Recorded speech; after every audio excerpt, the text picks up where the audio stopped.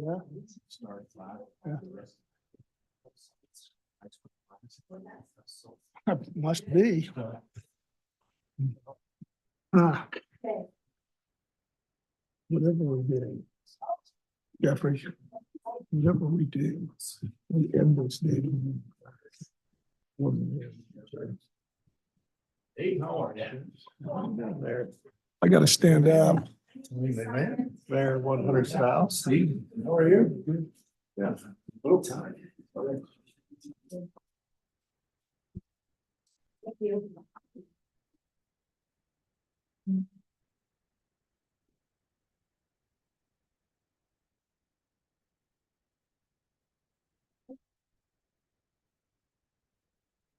That's interesting, Jeffrey. I hadn't heard that. Of course, I've been out of town for a bit. Dyson, it says a verbal presentation, so you got like a 10-minute talk. We're all okay and quiet, silence. Sign language.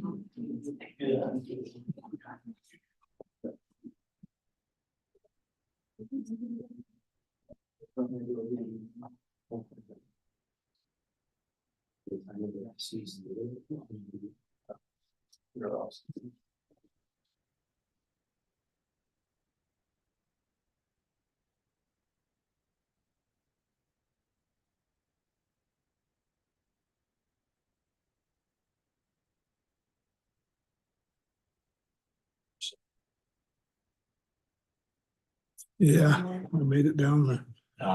Have I made it down? Okay, then. No. I think you know how I feel about that. Well, we'd like to welcome everybody to our council meeting. You gotta look at the date. When you get old, you can't remember if it's Monday, Tuesday, or September or August. So October 22nd, 2024. We'd like to thank, wow, this is pretty awesome looking. What's this class called? Political science.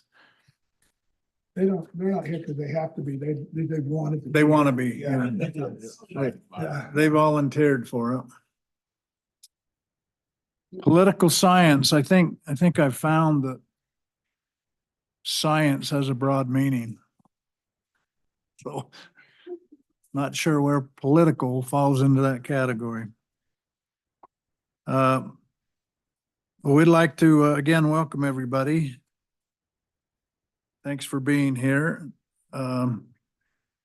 Jeff, you're excellent at the pledge. You okay? Me? Yeah. Jeffrey and Dave, would you give our prayer? Okay. Everybody, please stand if you can. And repeat the Pledge of Allegiance. I pledge allegiance to the flag of the United States of America and to the republic for which it stands, one nation under God, indivisible, with liberty and justice for all. Father in heaven, we gather before these, we begin our Morgan City Council meeting, thankful for the opportunities we have to live in this beautiful valley. We're thankful for our community, for our neighbors and residents that make up the community, and we pray for our community. We ask a blessing to be upon our meeting tonight in the name of Jesus Christ. Amen. Amen. Thank you. Can I get an approval of the meeting's agenda? So moved. We got a second? I'll second that. No discussion? Okay, all in favor? Aye. Any opposed? Okay, Denise, that's unanimous. We can move on. On the consent agenda, minutes of the city council work meeting, August 27th, city council meeting, August 27th, minutes of the city council meeting, September 10th, and the warrants from September 6th to October 18th, 2024. Is there any discussion, or did anybody come up with any changes? I have a comment, a question. Okay. On page 10 of the warrant, Just, I'm just curious, what's the rise in water, the 28,000 now? Is that what's that for?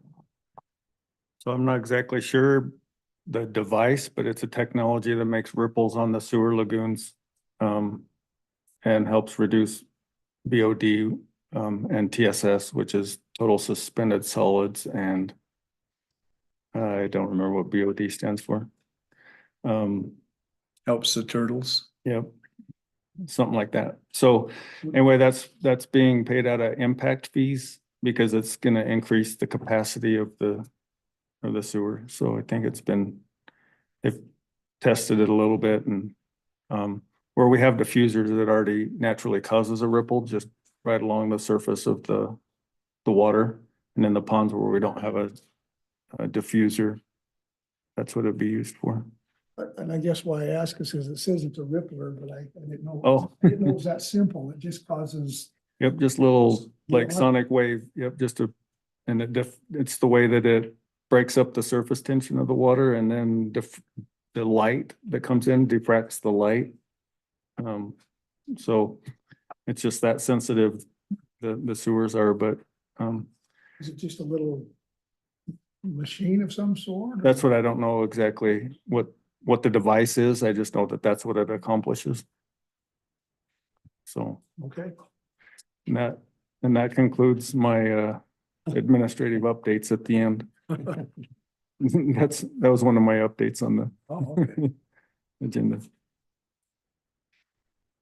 All right. Okay, with any other comments? Well, entertain a motion. Mayor, I'd move to approve the minutes of the city council work meeting, August 27th, 2024. The same minutes of the council meeting of the same date, minutes of the city council meeting, September 10th, and the warrants from 9/6/24 to 10/18/2024. Have a second. I'll second that. Okay, all in favor? Aye. Okay, Denise, that's unanimous. No, Mayor, let's just let our class over here kind of know. Every meeting Denise keeps minutes. And so if you look at the next month's, I guess it will be next month's meeting, all of your names will be on there as participants or those in the meeting. And everything that we're talking about is recorded on minutes. We approve those at our next meeting. And the warrants are the expenditures of the city for the pay period for the last, every time we try and update and give approval to the city, a city councilman on the money that they've spent of taxpayers for here in the city. So that's what we just got done accomplishing. And that information is given to us prior to this meeting in a packet from Denise. So if we're doing our due diligence, we're looking at those minutes and we're looking at those warrants. If we have notice anything, if we have something that doesn't look correct or right, or we have a question about an expense, then we'll ask that. Well, that's why I asked the question I did, because I wasn't quite sure what that rippler was. But anyway, so that's how that works. Mayor, can I make a comment? Yes. The please. minutes will turn out to be the official record of the meeting. The recordings that we have, we're only required to keep for 3 years. So after that 3 years, the recording is deleted. And so all we have to go off of is the minutes of the meeting that we take. We have some old minutes we have to dig up sometimes, huh? Was that fun? So So if I understand, or at least I've seen in the past, you guys only have to hang in here for an hour? Or you gotta go through the whole meeting? Oh, you're with us the whole time then. Don't wrap up. We go till midnight. Don't worry, we'll wrap up at 11. So Yeah. Just for you. Okay, I don't see anybody online for comments, Denise. Is there a comment that would like to be made here? Okay, we'll move on to item 4. A verbal presentation going to Dyson Blackburn. Do you want to stand so they can see your famous face?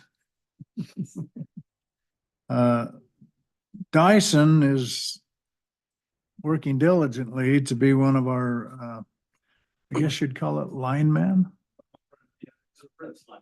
Yeah. And he's achieved his third year certificate for completing the third year lineman step test. Yep. And you've done that amongst lots of ridicule, huh? Of course, yeah, yeah. You're learning what it means to be the low man on the pole, I've learned that since the the high beginning. man on your pole. I'm getting there now. Yeah. Okay. Do you have any more to add, Clark, to what this accomplishment is? Oh, sure, if I can. I have this paper here, but I thought it would come better from a profession. So basically, Dyson is in the, it's a four-year apprentice program. You're probably familiar with that, which a lot of trades do. I don't know if you guys are familiar with that, but he's been involved in it, up to 3 years now, 2.5, 3 years. Each year he has to go in and step test to progress in his apprenticeship. And that's of course with our governing body, the IPSA, Intermountain Power Superintendent Association. They're the ones that do the testing and deem him eligible to be able to advance to the next step, which would be his fourth year. So he starts his fourth year, which is really good for us as a crew because now it elevates him to the next levels of responsibility. So he can approach higher voltages. Just like today, we were grateful to have him there because we had him and Jeremy in separate trucks as we was working high voltage lines. He was able to do it rather than standing on the ground looking up, watching those guys work. So anyway, he's done well. He's done well. Like I said, the IPSA, the testing involves basically 4 areas. He has to do a written, which is just basic knowledge and understanding. He's got to do a transformer one, which involves connections and theory and operation of the transformers. He also has to do a phasing, which is something we do out there with the wires. And then you've also got to do the practical, which is the one where it's kind of set up with a project he has to do on his own, call on the shots. So he done very well at it. Yeah, We're just pretty high scores. That's awesome. Yeah. It's definitely not easy, I would say, but I'm just thankful for my schooling. They help out. And the guys at work, they've been helping me a lot. So I'd like to thank everyone for helping me get to where I'm going and can't wait for next year. And we will send it back to you that we're thankful for you. What we're also thankful for is that you're actually a great young man. We don't have to worry about you. I try. That's a big deal.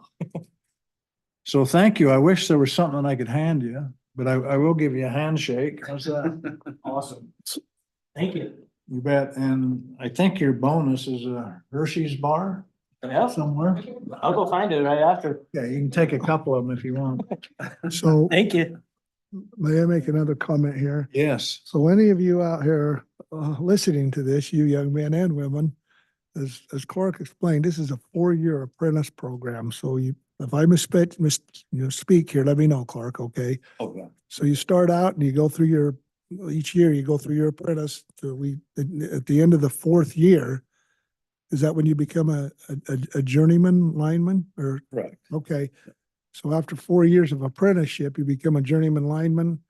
And the whole time you're in your apprentice program, you're working for the city, you're making a salary, drawing a salary, a wage, and the schooling is paid for by the city. So it's a good way for us to bring good people into our electrical department. So it's not probably not a bad way to go if you're interested in that sort of thing. So, right, Dyson? Oh, yeah. I love it. And then we cross our fingers and hope that you aren't gonna abandon us and Of course not. move on to a different horizon. There's incentives for him to stay. I hope. I hope. And we appreciate the support of the council and you, Mayor. And Ty does a great job too. It's expensive for the city.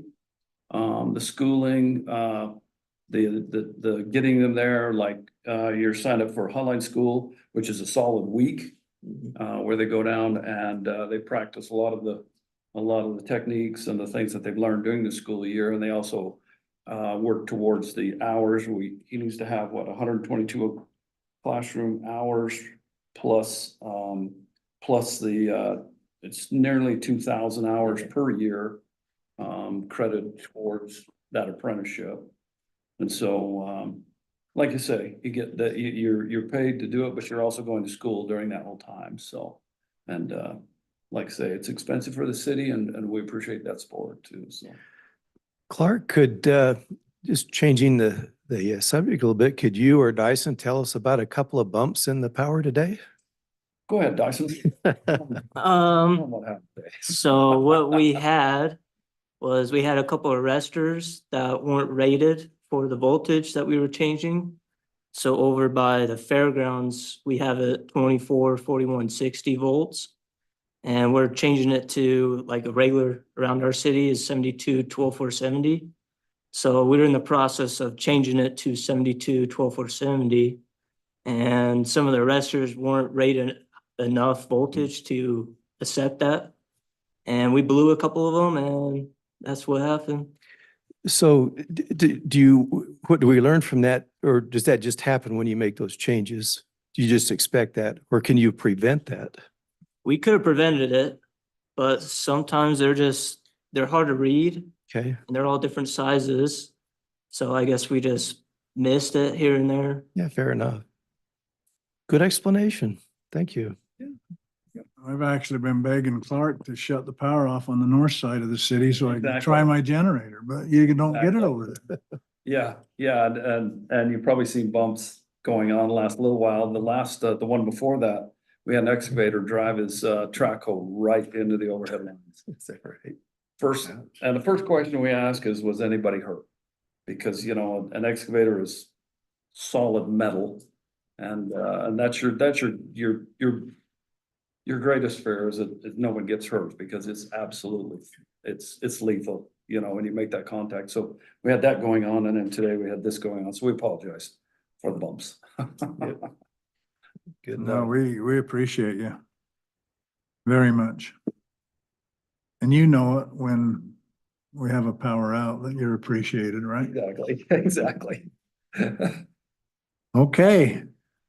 Well, I can say you guys don't need to sit around for the rest of the meeting. Invitation accepted. Thank you. Thank you. Congratulations.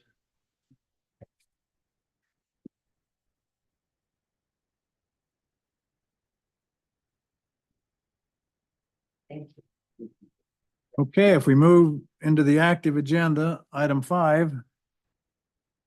A discussion / action on a resolution authorizing the city to enter into a delay agreement with Lucerne Management Company, LLC, for the delayed installation of listed improvements along the frontage of property located at the intersection of 400 East and 400 North, Morgan, Utah, reflecting the dedication of the property for the placement of said improvements and authorizing the mayor to execute the agreement.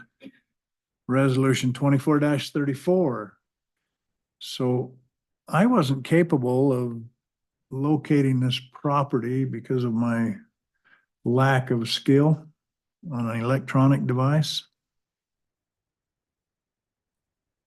So this mainly, I guess, for my curiosity.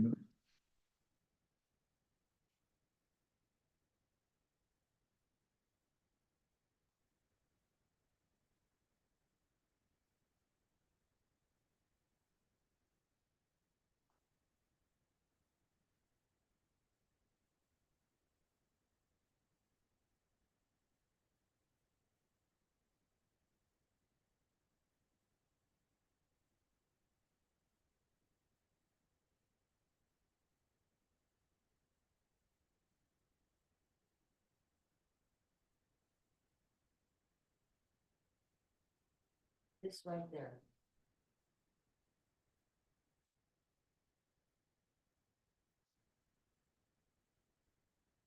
It's where Adam's storage. Okay, that's what I thought. Do we have anybody representing them or nobody here? Okay, well, we can open a discussion amongst us. Maybe let, Ty, do you have any information on that? Yeah, so they're in the process of developing, and during that process, that whole street needed to be engineered to see if a curb gutter and sidewalk would in fact work on at least one side of the street. We have 60-foot right of way, and that would be the only section right there that has curb gutter and sidewalk. But we needed to see if it would match up, and it'll work eventually. The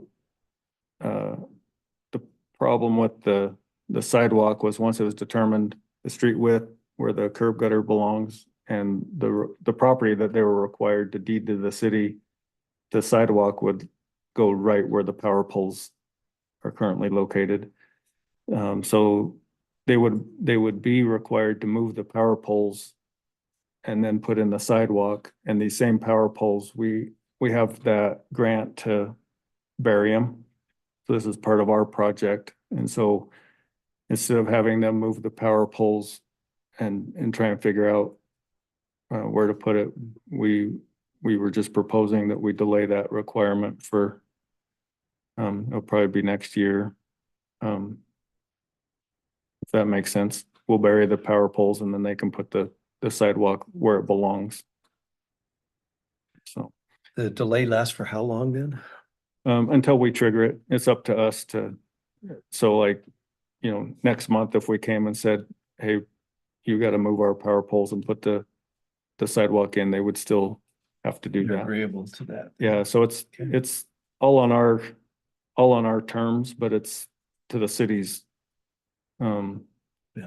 benefit to try and figure that out. In fact, the agreements for curb gutter and sidewalk, but it was determined that the curb and gutter could go in, the curb and gutter is under, it's gonna go in now anyway, but they've already been permitted to kind of move forward, so don't want to hold the project up while we're tinkering around with trying to figure out where the sidewalk belongs. So Like that. that's the gist. So, Go ahead. so Ty, is the plan to have a sidewalk go all the way down that street, or? Yeah, on that side of the street, this is at the point of development is when you require all of the improvements. So they're at the point of development, we require it, they put it in. But the engineers surveyed the whole street. So if future development happens, on the west side, or, Clark's Dairy or something like that develops and a significant amount of homes go in, and we need a sidewalk, then the city would be responsible to go install the sidewalk, but we do have the right of way adequate design elements to put the sidewalk all the way to State Street. Is there sidewalk on the storage units to the north of that? No, Looks like the dark line on 400 East is the center of the 60 feet. Is that correct? not exactly, but yeah, But close. yeah, Okay. yeah. Mhm. Ty, I have one question on the resolution on the first whereas. It says the city's received an application in industrial park for storage units with residential units. Will there be residences on there? Yeah, so there's 4 buildings on one end of it that are kind of flex space where it'll have living units on the top and kind of shop space on the bottom, and then the rest are storage units. And the M/D zoning allows for that? Yeah, Yep, so Manufacturing and distribution zoning. the flex space or whatever process they went through, they got approval for that. They may be like apartments or Yeah, apartment units. like because apartments. of what they're expecting. Mhm. Okay. I believe it's 4 units. Yeah, that's what I think for.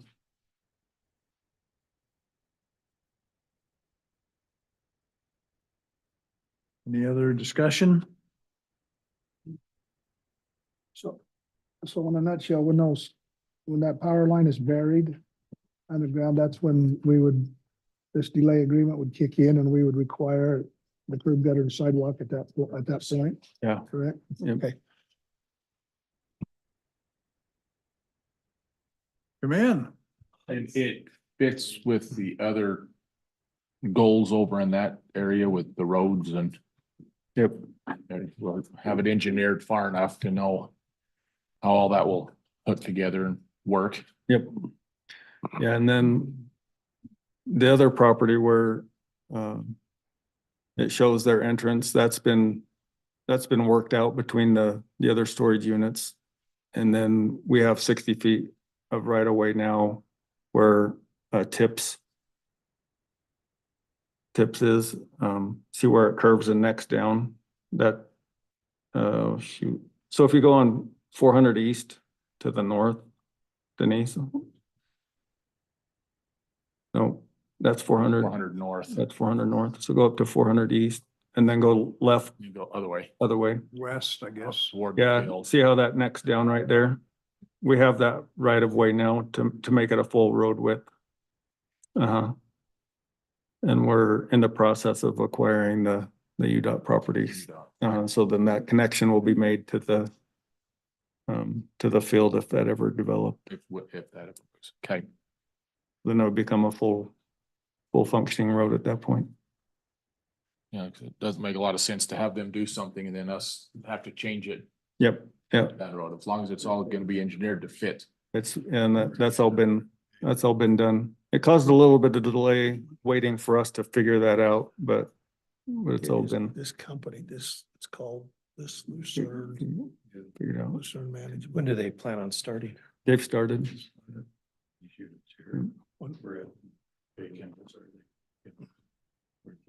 Okay. Ben Maynard Uh, down there. That's Ben Maynard's. This is Kimball's. Is there any more discussion on it or? That's Kimball's. Mayor, I'd move to adopt resolution 24-34. A resolution authorizing the city to enter into a delay agreement with the Lucerne Management Company LLC for the delayed installation of the listed improvements along the frontage of property located at the intersection of 400 East and 400 North, Morgan, Utah, reflecting the dedication of the property for the placement of said improvements and authorizing the mayor to execute the agreement. Okay, do we have a second? I'll second that, Mayor. Okay, Jeffrey, Aye. Jeff, Aye. Tony? Aye. Okay. Aye. Okay, Denise, that's unanimous. Okay. Item B on the active agenda, discussion changes to the waste management fee schedule to include recycling. Wasatch Integrated City and County New Recycling Program. So we have a rep for that? A voice? Okay.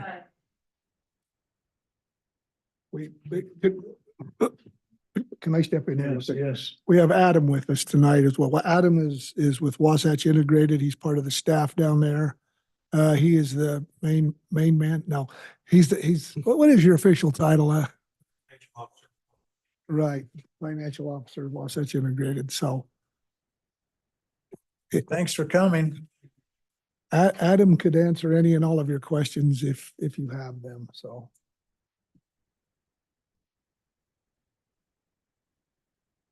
I guess we'll move on, and then if we have any questions or we can turn to Adam.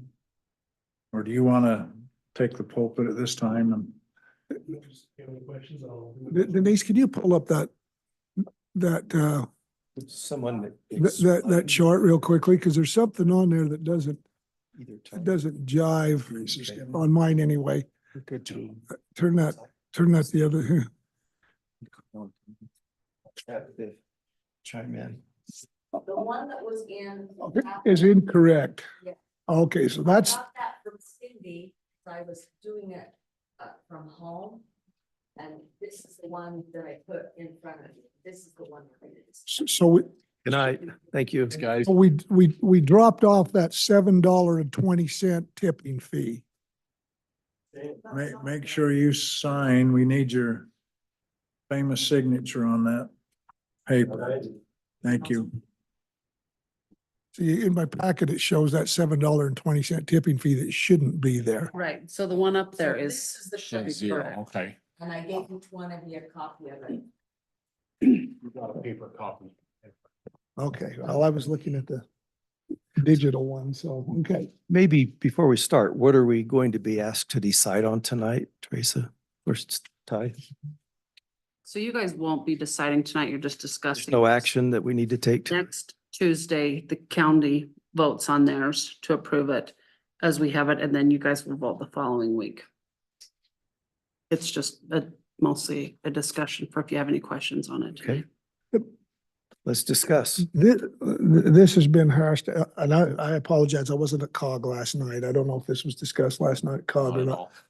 The prior COG meeting, this was discussed. No, actually, that's not correct. We were invited to attend the county commission meeting an hour earlier than their appointed time for a work meeting to discuss this very issue right here. And it was decided all along that what we wanted to do, we probably wanted to be in lockstep with the county. So we both basically continue to have around the same rate. So the discussion a month ago prior to the county commission meeting had a lot to do. The big question is, do you want to do a bundled service or do you want to do an opt-out program? And so this is the numbers that that was delivered to us, or either both the bundles service or the opt-out. And that's the numbers you have in front of you tonight. Has the county made their decision? They had pretty much had made their decision. As of our last discussion with them at this work meeting, they what- had which- decided which this is is how that? we would go. They would, I think they were leaning toward the bundled service. Okay. One thing I might note too with the bundled service is, you know, the opt-out would have given you the opportunity to say, you would have had a can delivered to your residents, no matter what, you'd have had a can delivered. Opt-out would have allowed you to have called the city or the county and says, I don't want to be a part of this, come get your can. So the cans were going to be delivered to everyone anyway. The one thing about the bundled service, and I'm not sure, Teresa, if we ever come to a conclusion on this or not, but we are allowed hardship cases in this bundled service. And one of the things that they talked about in the last meeting is maybe we sort of collaborated with that. I'm not sure what it's called, the circuit breaker or the, It says it right there on the middle. It's the bundling that we had all kind of came up with. We would do the 25.50 a month. The hardship would give them a 25% discount, so it'd make theirs 19.12 a month. And it would be defined under the same thing that qualifies either the homestead credit or the circuit breaker. okay, right. I'm still looking at my screen. I apologize. I see it's there now, but anyway, so yes. So, and I remember at the last county commission meeting, they were talking about kind of loosening the restrictions a little bit for that circuit breaker or that The homestead. homestead credit is what they approved a couple weeks ago. at the Oh, county they did council. approve it then, huh? Yes, Okay, so which would allow, I assume, more people maybe to qualify for that. but it's still income based from my understanding of it, but if you've been in your home 25 years or longer, your same home 25 years or longer, you would qualify for the homestead credit. So that, okay. So it's for the people that have been in the county for a while. So that's the hardship. That's the option you have if you really don't want to participate. So the homestead would be available for anyone 25 years or longer in their home, regardless of income? No, there is income qualifications on Okay. it. And I don't know what they are. Sure. I say it's for people that have been Um, in their homes a long time, but I've been in mine so, for that long, so never mind. A couple of other things to consider here too is if you currently have a private company picking up your recycling, this, by the way, this is bi-weekly, every 2 weeks. Currently, if you're having it privately done, it's costing you, I don't know, Quite a bit. 10 bucks. $10 a month. Also, so this would actually save you some money. The other is if you have a second can right now and you're paying for a second can, and I can't remember. I thought in that meeting, they said there was like 200 and something people in this. In the city alone, we have over 200. 200? that have two cans. And so they need to take a look at that and say, do I need a second garbage can or can I get by with a garbage can and a recycling can? And if they did that, then they probably would save some money as well. Two cans are paying $38. Right. So they it would definitely save some money. So for some people, it would be economically, it would be a benefit. I mean, and then the other thing to point out is Ty would probably, I hope I'm not stealing any thunder here, Ty, but we knew we probably had to raise the garbage fee up to $20 anyway from 19, no matter what. So that was just something that we'd have to do regardless of this recycling program. So it could cost to have a recycling can, let's see, it costs you $5.25 a month roughly. $5.50. We're doing $25.50 on it. Okay.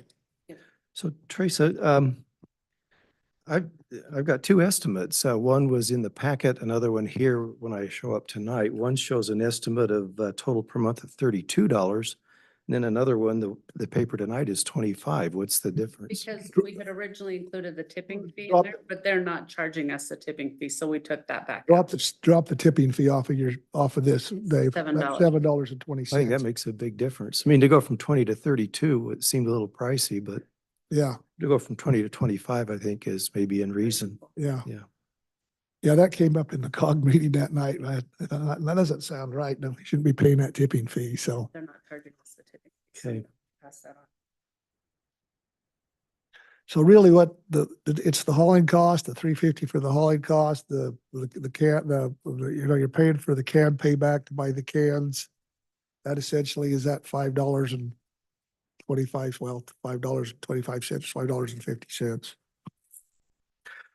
So if I'm reading the report right, there's a difference of $1.71 between the two programs, bundled and opt-out. Bundle is $1.71 more expensive. Mhm. Okay. The can cost, Right, yeah, I'm just, vice versa. can- Opt-out is $1. the difference in the 71. can cost, Dave, is the can cost, if you went bundled, there's a grant out there, and if you went with the bundled, you got a little better grant than if you would have went with. the I remember hearing that when we looked at it originally. Yeah. And our plan will be, we will order these, we'll agree to it this year, and then we will order them at the beginning of the year. It takes approximately 6 weeks to get them. They'll start shipping us a semi truck. Every couple of weeks, we will divide it with the county accordingly. We'll order a total of about 4,000 between the two, the county and the city, and then we'll start putting them out as quick as we can, but it'll take us, It's a lot of aluminum cans. they're plastic, but yeah. But I mean, what you put in them. Yeah, it is a lot. Too. What? Where do they deliver them to? Down, do we have room at the transfer station? Where are you gonna Your backyard. stack all at the park?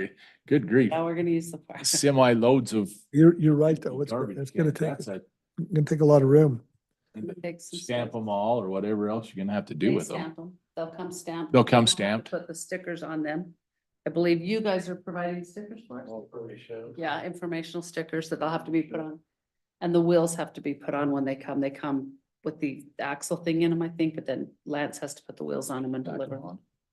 Adam, who's doing the flyers? Is there a flyer that's gonna be mailed out to everyone or?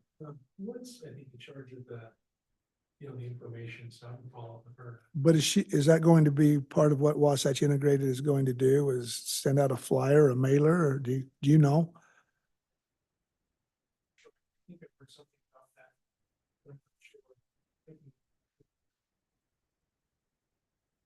Is there what, there obviously is going to have to be quite a lot of education on Oh, this, yeah. you know. They do talk in their timeline about, they're gonna mail out some cards are coming postcards, they'll print some information and frequently asked questions.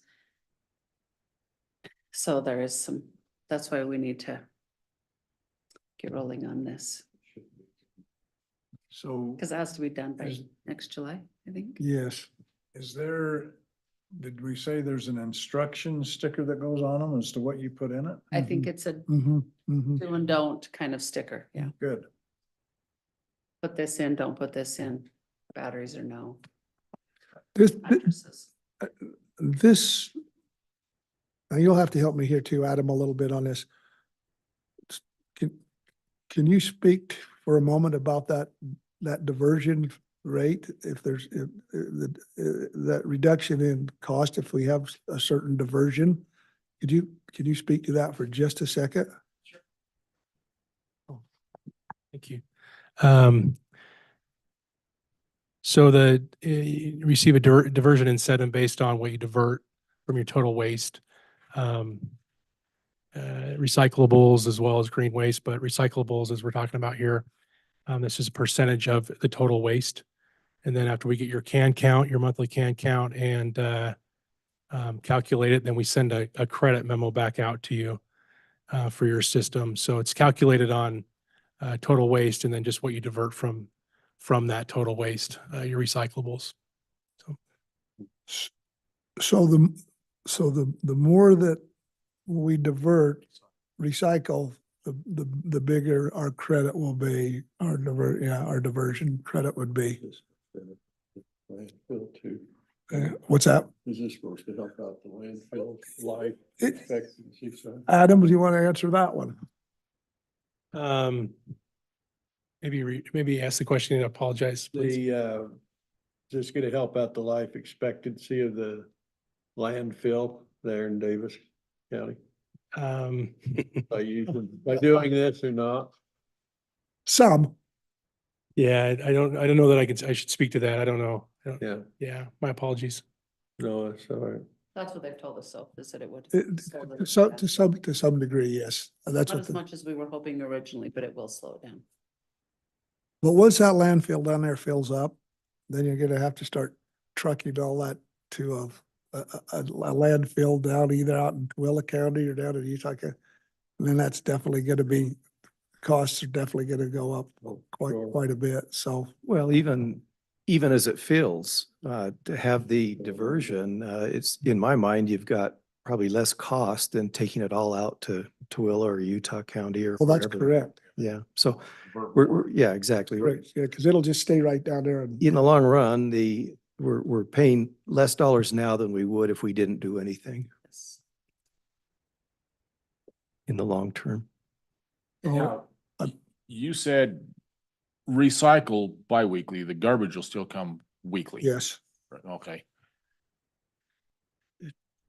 Teresa, or Ty, talk about the customer, or the person with 2 cans. They'll pay 2 times 25. No, they'll only pay for the 20. second, yeah.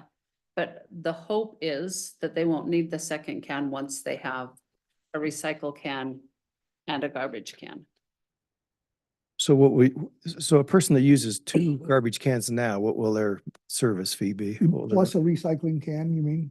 No, just say the person is currently using and paying for 2 garbage cans. So right now, if they have 2 garbage cans, they're paying 38. Okay, Double.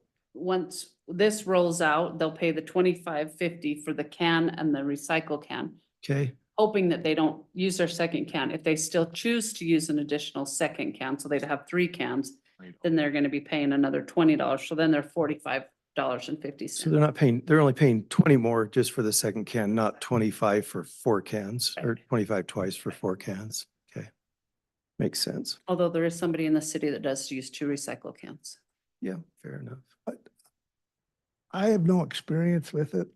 Ty, I know you do, but a lot of people tell me that since they use a recycling can, that they seldom fill up their black can any longer because they put a large portion of their I guess it isn't municipal. Empty Diet Coke bottles. Yeah, I know mine will be chock full of 2-liter Diet Coke bottles, so yeah. Oh, anyway, that's what I'm told, so. Yeah.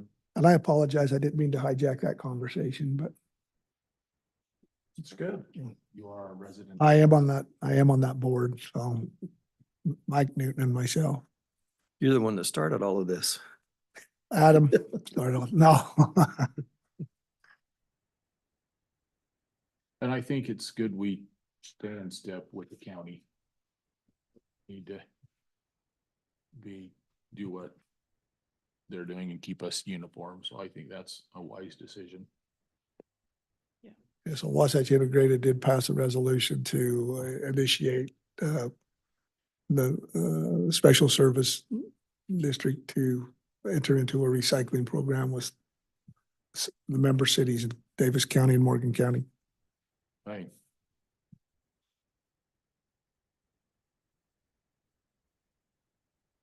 Everybody okay with the discussion thus far? We need more?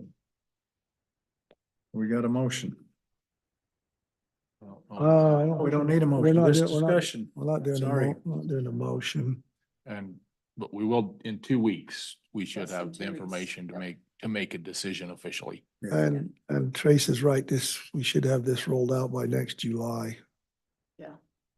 It needs, Done by July. yeah. I got one silly question, so the recycle can is picked up the same day as the garbage? No. Isn't it a Wednesday? I don't know why randomly Wednesday days in my Currently, mind, but or when this rolls out. When it rolls out? When it rolls out, it's not necessarily the same day. because it'll be different trucks that pick it up. But you'll know when. So there'll be a little bit of confusion at Uh-huh, the first. yeah. Job security for the office. For you. It'll be a sharp learning curve for some of us. Yeah. After the phone. Yeah. I know this drove my 90-year-old mom nuts.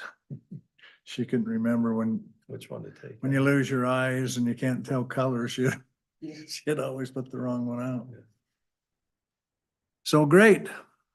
Well, there's one thing for certain in the world that changes are gonna happen. So we happy with the discussion thus far?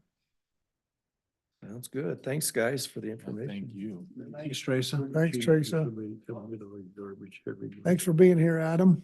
You're welcome. Thanks for having me. And you're welcome to get an early start down the canyon. Thank you. You bet. Do we have a committee meeting next Wednesday night, Adam?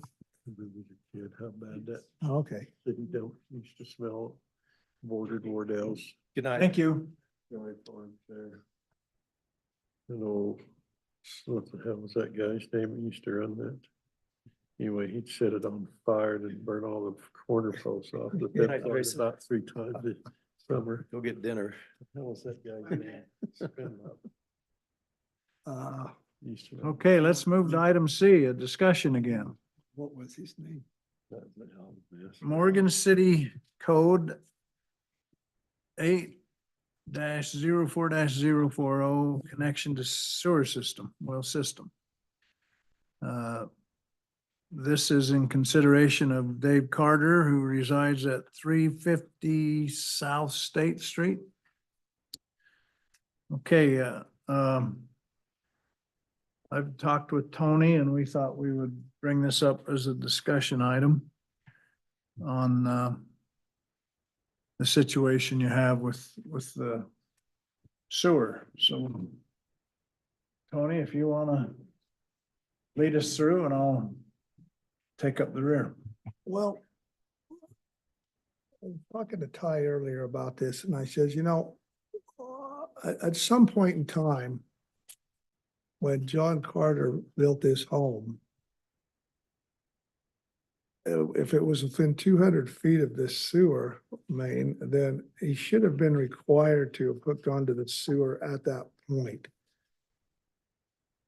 Why he didn't, I have no idea. But currently they are not hooked up to the sewer, never have been. And I think what their contention is they're not hooked up to the sewer, so why are we still paying the sewer fee? You sure can. Push your button. You gotta be green so we can get you recorded. Turn it on, okay. When they originally bought that lot, my grandparents' old house sat on that lot where the new house is now. And for 50 some odd years, they have had a septic tank for that house. And I'm assuming, since we couldn't find any kind of verbiage when they got their building permit, anything about the sewer, and they never charged, John and Lisa any sewer on their bills. I'm just assuming that they just grandfathered it in because it was already on a septic tank to begin with.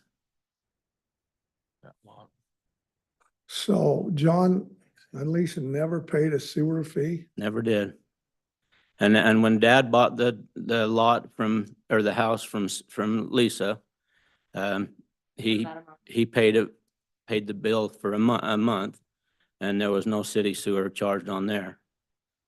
And it was, Paid for. Anyway, I don't know how long, because I put it on automatic pay, didn't pay attention to it. We didn't pay it for the first year. And then sometime after that, we got started charged for it, and I don't know when it happened. 'Cause- Sometime in 'cause 2013, I don't. there was no notification that we were gonna start being charged for city sewer or anything. And so it was a total surprise to us. And we didn't realize that until we had problems with our septic tank and had to have some work done on it, that we realized that we were being charged for city sewer. So bad on us, but like I said, I put on automatic pay and we weren't ever paying it to begin with. So where I get a little bit hung up on this, and this is just me, okay? Is when John built the home, if he was within 200 feet of that sewer main, he should have hooked up to the sewer by ordinance. So somebody must have talked to him, or the city must have allowed him not to hook up to the sewer. Well, that's what I'm assuming too, because Otherwise, the city should have, I wish they would have, should have required him to hook up to the sewer. Does that? So I guess that's where I'm a little bit confused as to why, and obviously there's nothing that we can find that's addresses that, and there's no agreement that we can come forth. Anyway, I guess that's maybe my hang up a little bit on it is, if he wasn't required, then, or he was required by ordinance, then why did they just sort of? Dave, has the property always been in the city? Was it ever in the county? no, it's always been in the city. Oh, I'm afraid so, yeah. Well, it would require a lift pump to get it to the road, and so I'm sure that was all discussed then. It's so low. And I'll be perfectly frank with you here. One of the things that bothers me about this whole situation is I know both of you quite well. I don't want you to think that I don't think any of us, we're not calling you liars. We're not suggesting that you're making something up here when you say that there was some sort of you were told, or that you I didn't. have the city bills showing. that they didn't So I don't want you to think that. I'm not suggesting that. It's just that, I don't know. That we were told what, Tony? Well, I think I've heard Lorna say that, that there was some sort of an agreement or something that you wouldn't have to pay a city bill or something to that effect. We've never heard anything about that. I mean, Oh, it's- okay. No, So you're not suggesting that you were. told? I was just assuming, since that was Okay. on the septic tank Oh, for 50 years or better, that it would be, and where we couldn't find any verbiage, I'm sure you between did. John and the city. I was kind of under the impression that you'd been told you didn't have to pay. No, We just knew that he hadn't. We have proof of the bills that he hadn't paid when he had the house. And Lisa said that they had never been charged for city sewer in And we weren't for the first. the years that since they built that house. So Ty, I have a question. If they're within 200 feet, which apparently they are, I think it's like 190 some, I mean, we're, To the front of the house, yeah. It's like a could you make? 10-foot, 12-foot deal. and it comes out the back of the house, so it adds to it. That's where, septic goes out the back of the house, now so you'd have to go clear around the back of the house. So what can the city do if they're out of the ordinance? If they're in violation of the ordinance? You're asking me? Yeah, I mean, what, So if you applied the ordinance, you force them to connect to the you sewer. would force them to connect. So if you read through the ordinance, that's the Yeah, only option. And it's anytime after 90 days. So there's no provision for grandfathering. If a sewer line, if you're on a current today, if you're on a septic tank and a brand new sewer line comes right in front of your house, at that point, you have 90 days to connect where you're not charged, or after 90 days, then you are charged. But if the sewer line is within 200 feet of your house, whenever that happens, then you're required to connect. So if we go by what this ordinance is saying and what you're saying, then we need to force them to connect onto the sewer. If you follow the ordinance. So the ordinance has been violated. Nobody knows why. It's whether we allowed it, it was decided, no big deal. But the other thing that comes out of the ordinance, and I'm also just however it's written. So I'm on the administrative side where we apply the ordinance, the council sets the ordinance, right? So so as far as the billing, the definition of sewer being provided means that the line is in the front of the home within 200 feet. So sewer has been provided and that's what they're being charged for. When that happened, when the billing started happening, it's probably before I got here, I don't know, but at some point someone audited our own system, like we do periodically, or yeah. And so administratively, because this concern's been brought to me several times since I've been here, I don't have anything to go off of that says sewer hasn't been provided, and I don't have anything that says that you shouldn't be billed for a service that has been provided, if that makes sense. So that's the billing side.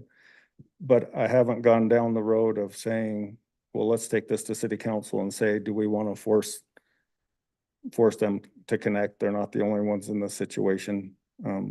But I think the mayor, when he first started, kind of researched all of them that were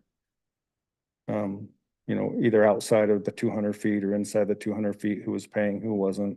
And I think it's consistent, right? Everything that's the way it's been applied. One resident, that the sewer doesn't run in front of their house. Yeah, and so they don't. But if it does, then they'd be required to connect. So that's just the administrative interpretation of if you apply the ordinance. It doesn't have any provision of if it's been so long or at the point of development versus existing.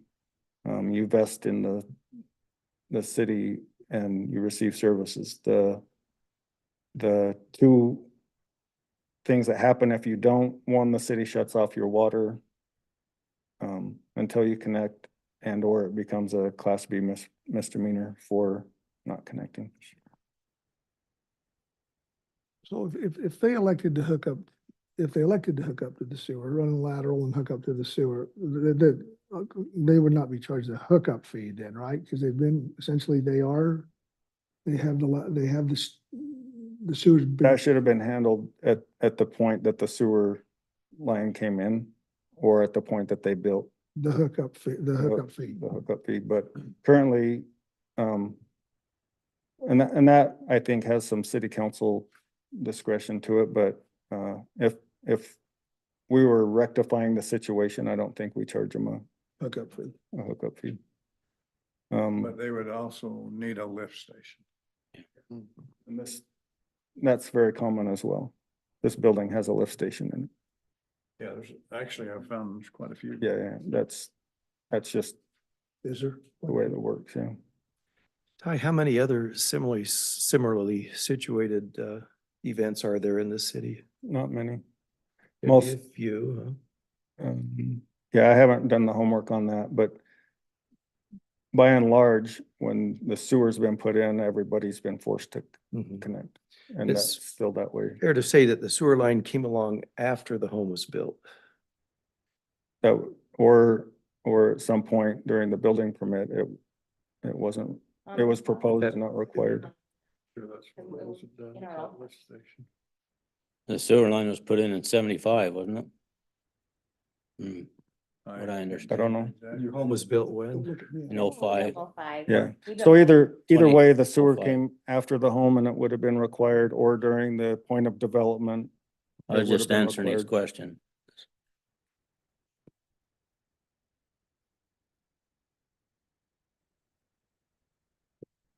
Okay, I've talked to you, Dave, on the phone, just briefly. He was up in Wyoming playing. Mhm. That's your land behind your It is. house. And you might have a reason to have that land, which we don't need to discuss, but if that developed, then the sewer would be much easier to flow downhill. Definitely. And I talked to Ty about a couple of different options, but it would be a council determination.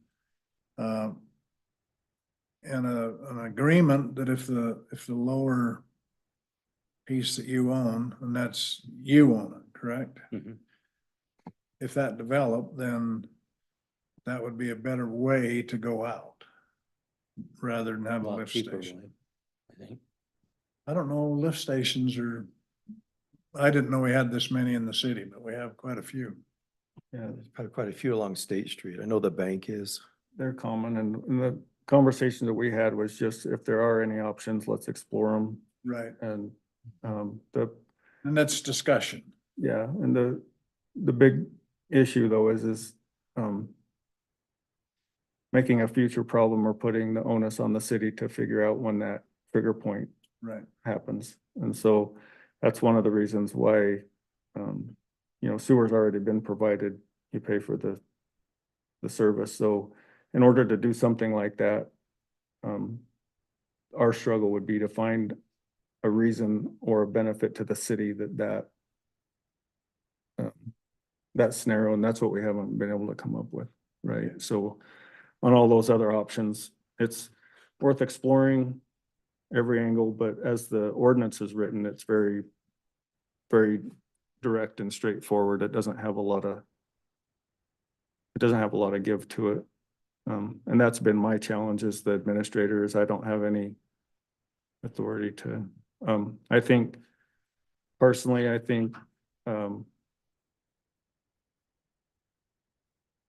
in order to avoid paying sewer service would be the lowest. Like in a development, right? Like when we do developments, the cost is the last thing that's considered. Like, we don't say, like the development, like the delay agreement we did tonight wasn't because it was gonna cost them more or less to put the sidewalk in. It was a timing issue. And a location issue, right? So there was an advantage to the city, so. Anyway, it's kind of where we're at. It's a tough one.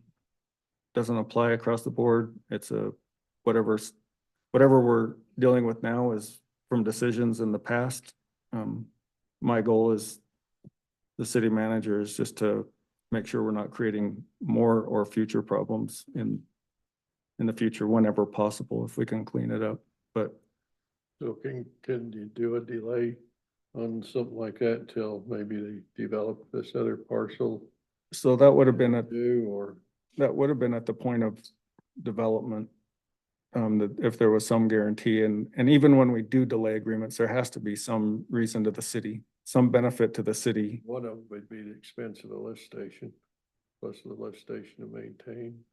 That wouldn't have been Wouldn't a be, consideration, right? I don't know. Yeah, so like if someone's developing and we say you gotta put in half your road, you gotta put in half the road. And the parcel next to it on the other side develops, they owe half their road. There's no advantage to the city doesn't wanna have half a road, right? So there's times when we say, well, we'll do a delay agreement. You put in the full road. And then if the property on the other side develops within 20 years, then they pay it back. They pay their portion back, but we don't say, well, it's gonna cost you too much to put in the full road. Right? You have to have a road to build off of. And so even though technically we can we do all of the improvements up front that we can. And so it's a hard situation, but we haven't pushed the issue of why or what the ordinance actually says. I just don't have anything to point to say, well, it's a bad situation and we'll just quit billing you because technically we have provided the sewer. So everybody pays for their frontage portion of the sewer main in the city, so. So on A, just shortly down, it says 200 feet of any sewer then in existence. Which the state standard is 300 feet, So, the health department. well, it's in state code, it's 300 feet to the property line. Ours is 200 feet to the building. So the state code allows a city. So if there's a house that's 305 feet away from the sewer, or the property line is 305 feet outside or from the sewer line, the city can't force them to connect. If it's inside 300 feet to the property line, then the state code gives the city the ability to force that connection.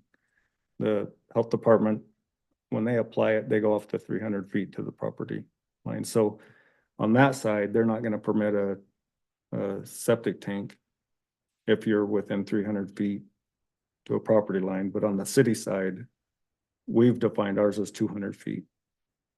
Right, so there's a 100-foot gap there. Could ours be 300? Ours could be 300. That's what I'm saying, the state Most code, are, right? yeah, the state code allows it to be 300 feet to property line. And, when we adopted it, and who knows when it was adopted, well, other than Denise, she knows everything. But on documents, you could find out, right? But anyway, ours is,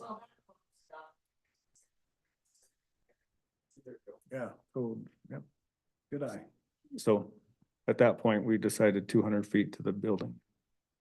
That's within the 300 feet of the state, so, Were you born in 73? no. I was close. Yeah. As, hey, Ty is, or Steve, is Gary aware of any of this, or has he reviewed any of it? Yeah, so he wasn't able to be here tonight, but I've talked several times and we've looked for potential solutions, but his legal opinion is that, and I don't want to misspeak for him, but ordinances are an all or none situation. You apply an ordinance either for everybody or you get rid of the ordinance for everybody. Where this is an ordinance. And one of the things you'll also notice about delay agreements is they're not typically delaying our ordinance. They're usually delaying a development standard, right? So something in our building standards, Thanks for coming. not necessarily. I hope you get an A. Thanks, guys. Okay, see you. Good night. Nobody ever wants to stay for my administrative update. She's proven she was here. You're the smart one. Yeah, I got evidence. I got evidence. So anyway, if you felt like, for some reason, a way to move forward is you don't like our ordinance and you wanted to change the ordinance, it would just be for everybody across the board. And a lot of people have already vested in this standard or this ordinance, so. So that's kind of, you open yourself up to a lot of, or a lot more liability if you violate your own ordinance again. So the one missing thing is that by ordinance, they should be required to hook up. Not just pay the fee, but Mhm. to hook up. I had a similar situation in that house when I lived up above where Janet Day Randall lived. I was paying a sewer fee every month, right along. And it wasn't hooked up to the sewer. And eventually I thought, well, this is crazy. I'm paying this fee. So I went ahead and hooked that house up to the sewer. Eventually, I don't know, I was maybe in there a year or two before I did it, but I hooked up to the sewer eventually. Of course, I wasn't looking at a lift station there, but I was pretty much in the same situation. I'm sure the lift station boy didn't get done. They wouldn't have allowed him to put septic tank, right? I mean, something had to be agreed, get the building permit, do all that. Well, That. that was a mistake. According to our, If you could find that, we would love it. I'm saying, I can ask John, it's not anymore, so I don't know, Yeah, you know. I think the staff's dug in and looked and quite extensively. Quite a bit with it, and there's nothing that we can find. So clearly, And the billing, we switched the billing program in 2017, so any billing prior to that, we don't have any records of that. And I have invoices back to 2011, 2012, I can have it all. So either it was agreed to, or if it was missed, if you develop today, the standards rule. So say you build a house and the inspector for some reason missed something. It doesn't go off of what this inspector caught or what he missed. It's the standard. So you go sell a house that's inadequate. It's gotta be brought back to code. If you build a subdivision and you put the whole sidewalk at the wrong location and you don't catch it until final inspection, they rip it out and have to put it all back together again. So however it happened, it just is what it is. So And every time I've been asked to deal with it, then I've always just taken that position, well, it's been provided and it's being paid for, so let's not try and solve whatever happened in the past. So if you, it could be when the house sold, possibly, it could have been, that it was, someone could have gone to auto pay or equal pay or, as far as that billing trigger, who knows when that happened. All I know is that's the current situation and it's a tough one. But on the administrative side, I haven't found any other way around it other than to apply the ordinance, which I'm not sure the council has the appetite for, since it was a previous error, previous omission, previous agreement, previous who knows what, just is what it is, kind of. so I think, Tony, you mentioned to me that it just kind of gnaws.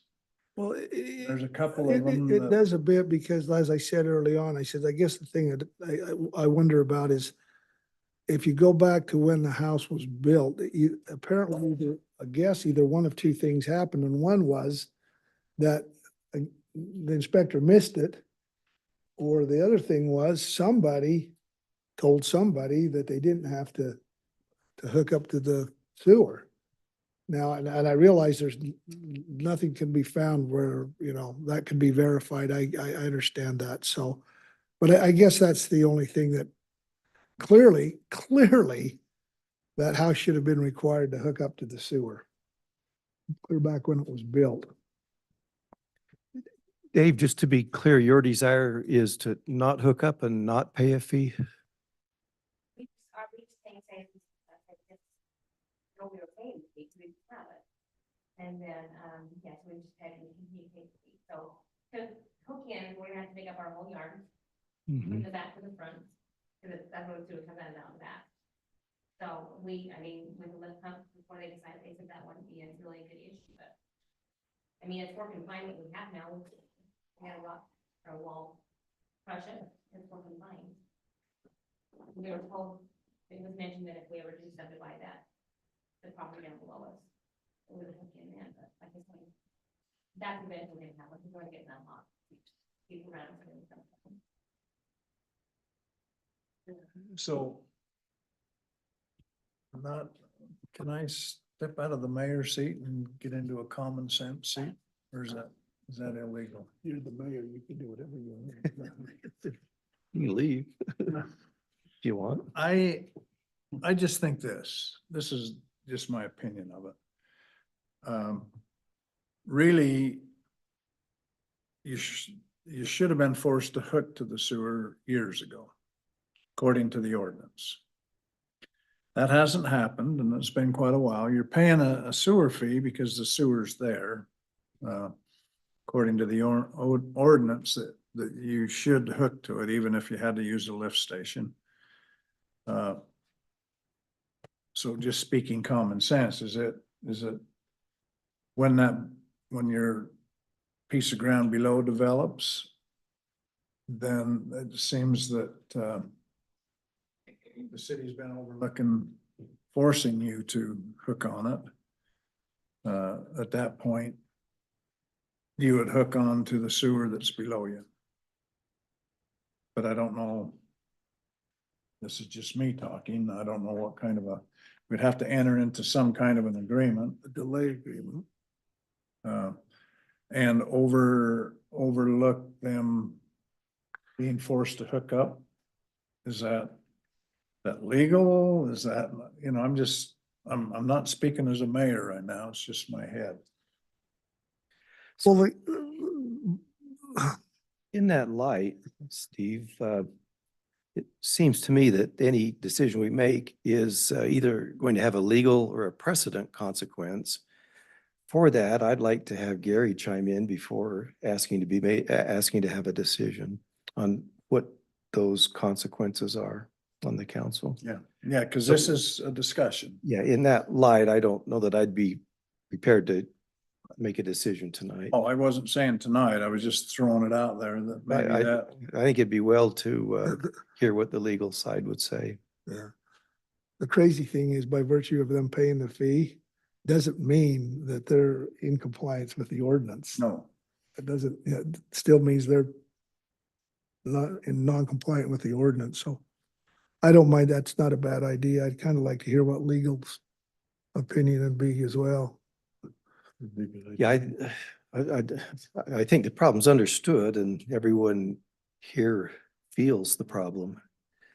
And So the is there discussion's a- been helpful, but not sure, at least in my part, I'd be ready to decide tonight. No. So Dave, is there a sewer line below back of your house down there? Oh, okay. It's something down the road in the It ends future. on the Field Street Road. Bill that what they Street call it? Church, yeah. And to be honest, one of the reasons I guess the mayor and I have been talking about this, and I may have perpetuated this conversation tonight, is because, I keep in discussion with Dave and Lorna.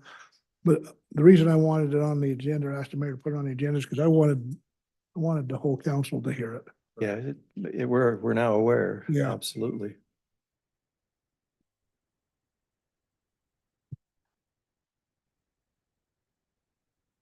Okay. One of them nights that it's cloudy and not raining, You walk away with more questions than you came. Many times we, That's city government, right? many times we pay the price of our fathers in this position, so. Okay, well, So just a question, if you do for the store, where we have been paying it for what, 12 years? Would we have to pay hookup fees? Well, I think Ty mentioned it, that could be at the purview of the council. yeah. Yeah, Do that's you a have anybody else in the city that is great question. kind of in our situation? And there's not again? I want to say the last time this came up, Stephanie found 5 or 6 that are in the same. Similar, Similar. similar, but some don't have access to the sewer, so they have septic tanks and are not being charged because the sewer, because the sewer's not provided. There's, and there's a couple that are within the 200 feet that have septic but are being charged. And so that's the, We have forced. and we haven't forced it, Nope. So, Just like this situation. yeah, so, Were they being charged from the get-go, or were they kind of like us that wasn't charged? We and don't- then charged? yeah, That's the whole thing goes back to is he wasn't charged and we weren't charged, but then we were. And I understand the ordinance. But it, I say, there was no notice when we started being charged. There was nothing said to us. Because we didn't know we were paying it until we had problems. So I mean, it's just, yep, it's mess. it's a mess, In but my situation, I told you about a moment ago, they didn't require that when I hooked up, that I pay a hookup fee when I hooked up. Same thing I'd been paying for a couple of years and then hooked up, but I can't say whether we would or wouldn't, but I wasn't required to. so discussion only and just for council and maybe your awareness is administratively, my plan is just to leave it as it is until I have further direction. Yeah, so my plan isn't to force because it has been so long and it's been that way. It is just the situation, but that's, I don't have any other, I've tried to think of what other options I have or feel good about as far as applying the ordinance. And it just comes down to sewers been provided, sewers being paid for. But I'm not proposing that we force connection, Right, because but we if- would have to do that, would have to do some homework and then apply that across the board. Right. You know what I mean? And I'm just saying, if they decided to hook to the sewer, yeah, we probably wouldn't charge them. yeah, that's what we're saying. Right. Everybody got a head nod or? Yeah, I wouldn't be in favor of charging you a hookup. yeah, and the reason for that is because we can't document on either side why it wasn't Right. allowed in the 90-day or forced in the 90-day And it would. either way. So to clean up the past, that would be the best option is for them to connect and for us not to charge. And if there's any others in the city, then that would be the sort of the. Mhm. We respect that similarly. Yeah. Yep. And it's speculative, but one thing that keeps going through my mind is the only reason that would have been allowed is someone says, why don't you wait till my septic tank fails? And at that point, Oh, yeah, for sure. I've got expense then anyway. yeah, but that necessarily hasn't happened either. But that would have to be recorded. Yep, we'd have to have an agreement Yeah. or something in place. So anyway, that's kind of where we sit administratively. David, That's a fair were you on assessment. the planning commission when Jeff Francis built his home? See, that's the last one I remember that we didn't require him to hook onto the sewer, Jeff, down by because apparently he's further than 200 feet away from that sewer main, so Yeah, it ends before his house. I remember,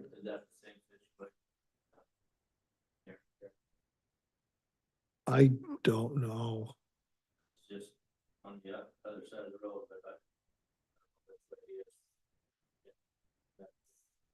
Yeah, the sewer line and I was talking to him and he said that they aren't hooked into the city sewer, and I don't know whether the line goes up to their house or not. It doesn't go in the frontage. So that the distance, I think on that one, the house is within the 200 feet. Who's Darren Kerrigan? But because it doesn't touch their frontage, they would be required to go through someone else's property to gain access to the sewer. And so in that interpretation, sewer hasn't been provided. The Stacy. Right, Pete like, lives down we there can't by the- We can't leapfrog and they say, put well, Down there, she had on the north side, but she didn't hook so her. that's how we interpret the, Right away isn't The provided, guaranteed, yeah. right. wasn't Provided. but if it's within 200 feet and on their That's what I'm- frontage, That's what I'm talking about. then it's provided and they would have to connect. I doubt it. Probably isn't within 200 feet. Right. Okay. Thank you for coming and don't do cartwheels on your way out, okay? Educate all of us. Yeah.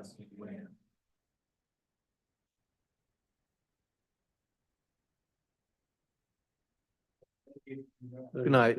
Lorna. Yeah, Yeah. we need your famous signature. You're good.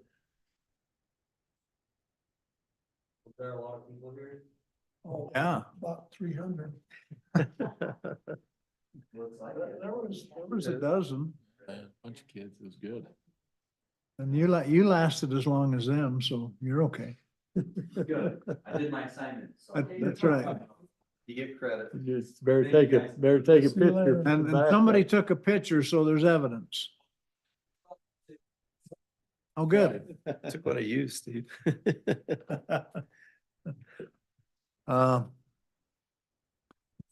Okay. City reports and business. So council, is there anything we need to discuss? I'd report on the Morgan City Planning Commission meeting of last Tuesday. Started out by learning that Lance has given a resignation to the Planning Commission. So that brings up a vacancy, and I wanted to talk just briefly about that. But before that, wondered what recognition we could give to Lance or any commission member as they leave. Is there anything we do now, and what could we do if not? Any thoughts, Ty? Yeah, we don't have a policy on the planning commission. We have a policy on employees, so an employee has certain numbers of service, then they get, you know, after so many years, you get a lunch, after so many years, you get a little gift card and a lunch, and it's defined, but that's in personnel policy. We don't have anything standard and- for the. Short of that, I don't know that that would even be expected, but I'm thinking maybe a letter that could be signed by the mayor and the council acknowledging the years of service and We've done that with one other, I believe Dan Dixon and Teresa words it and then I sign it. yeah, my thought would be we'd That's have, up to the mayor, yeah. yeah, something that is prepared and that we keep on file. Teresa could keep it on file and then sign that just at one of our meetings and hand it to the individual. I have talked to a couple about filling that vacancy, but so far I've got 2 thumbs down. You know, I'll just throw this out. It came up in the meeting, but Ray Little is a alternate member now. We're working on that. Okay. Is that, He understands the role of being Yeah. an alternate, but it's yeah, permanent. if anybody would, he would.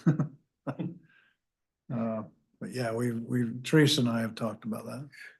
Could you take that assignment or give it to Teresa to prepare something we could all sign? The last one we did, I just signed it because I actually appoint them, Okay.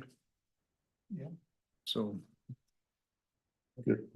Yeah, good enough. And a hearty thanks Yeah, whenever you see him Yeah. is great. yeah, I talked to him here the other day. Told him we'd miss him. I appreciated his comments over the years. We're narrowing the field down and we hopefully will have, this afternoon let me think about it.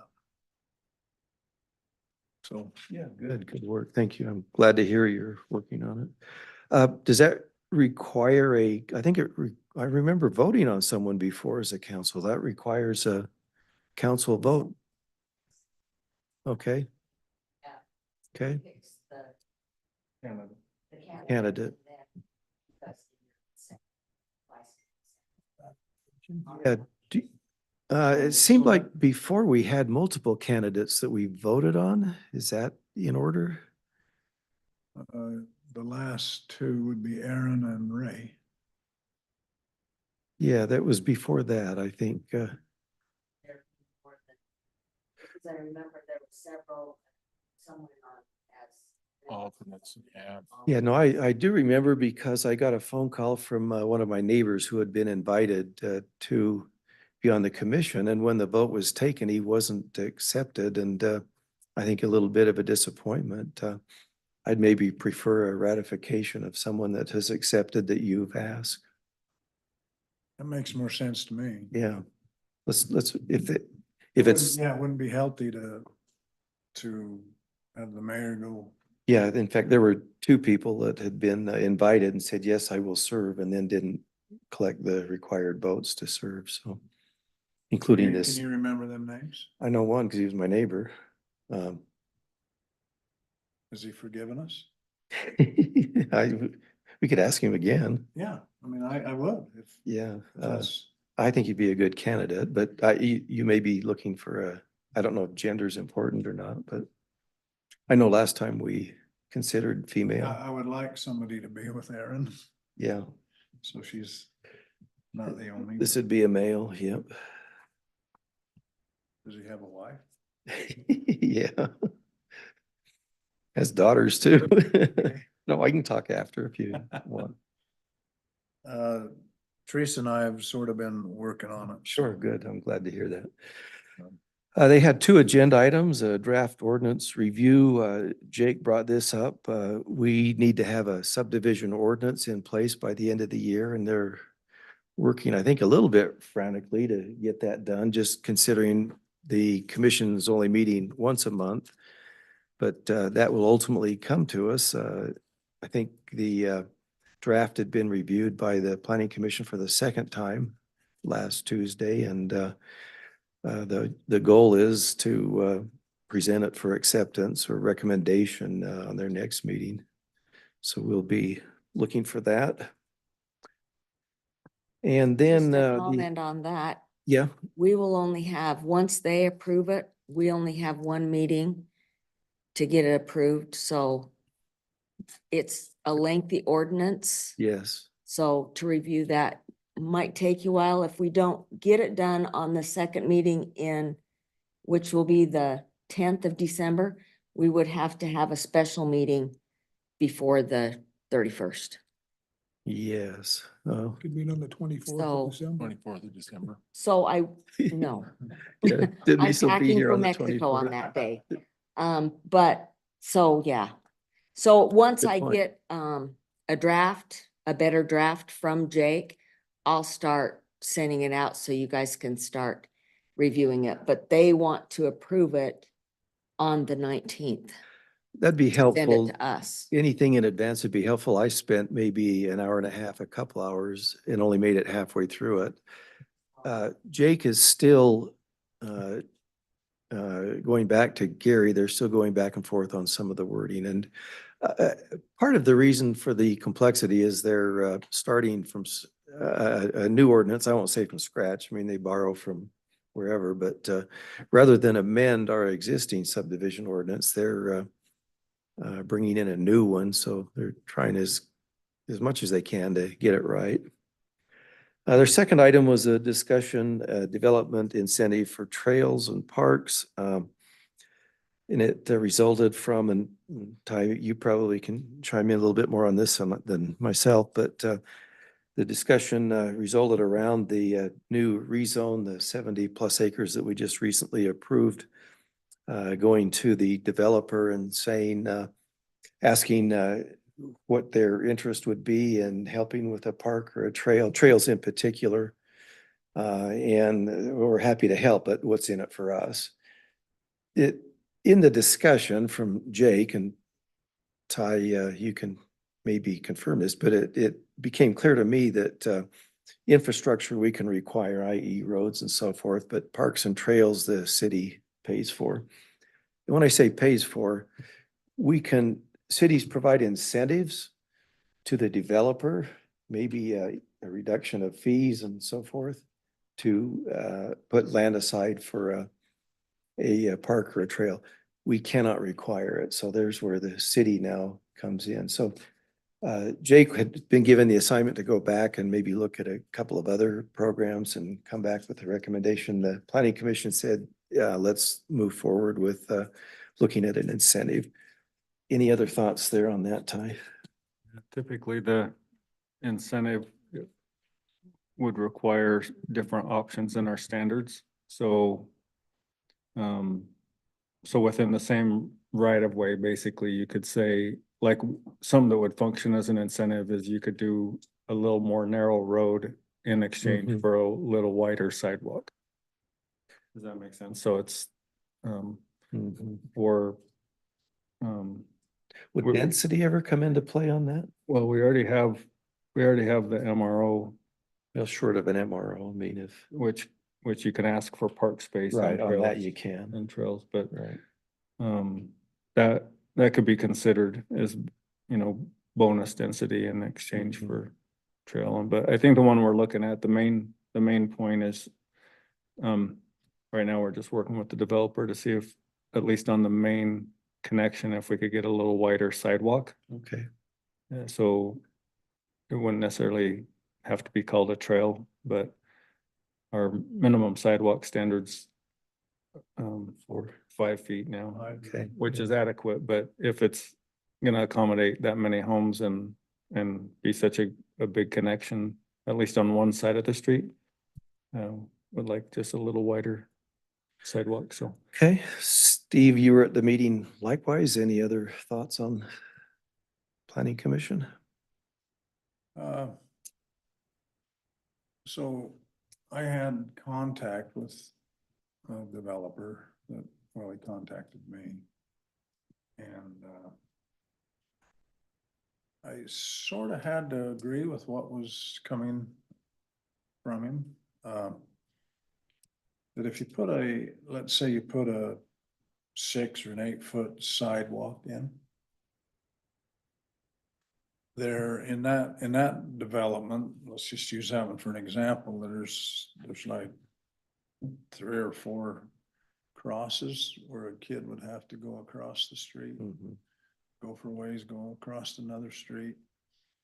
And so the flow of it, somewhat I'm uneasy with as far as calling it a trail, because I had the experience of my grandson getting hit by a car when somebody was entering the freeway and he was riding his bike. Luckily, he didn't get hurt. But, so I'm thinking if you have somebody that's learning how to rollerblade or ride a bike with training wheels. Good trail to do it on. Do they know to look both ways, or do they stop before they go into the road now? So that played with me. I voiced that I'm going to concentrate more on stuff like along the river. To see if there's possibilities, talking with landowners and such, that, extend the Mickelson Mile. I's already working on things to go across sort of the river to the future pond.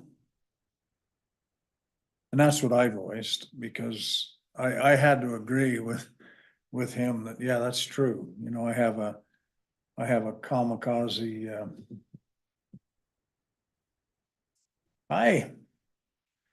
kamikaze granddaughter that doesn't look. So that's all I basically had on the thought on trails.